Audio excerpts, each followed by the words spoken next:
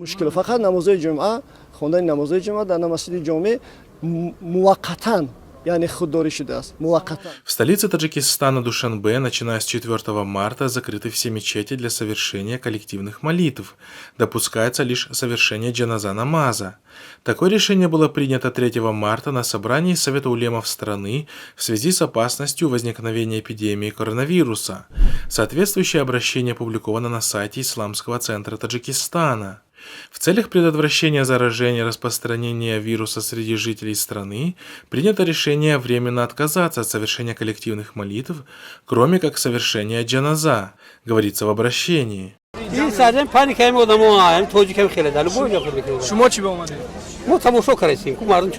После обнародования такого решения жители Таджикистана начали запасаться продуктами питания и скупать их в большом количестве.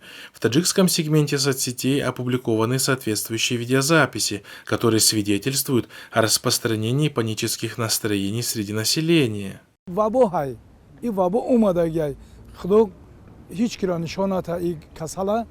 Вместе с тем, наблюдатели недоумевают от того, почему в целях предотвращения заражения коронавирусом и его распространения власти закрыли именно мечети, в то время как все учебные заведения в стране работают в прежнем режиме.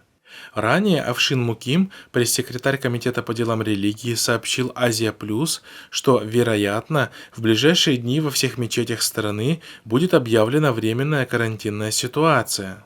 В зависимости от конкретных обстоятельств, включая обращение некоторых священнослужителей к посетителям мечети о временном воздержании от участия в богослужении, можно сказать, что это прямое превентивное решение, принятое духовенством и представителями мечетей.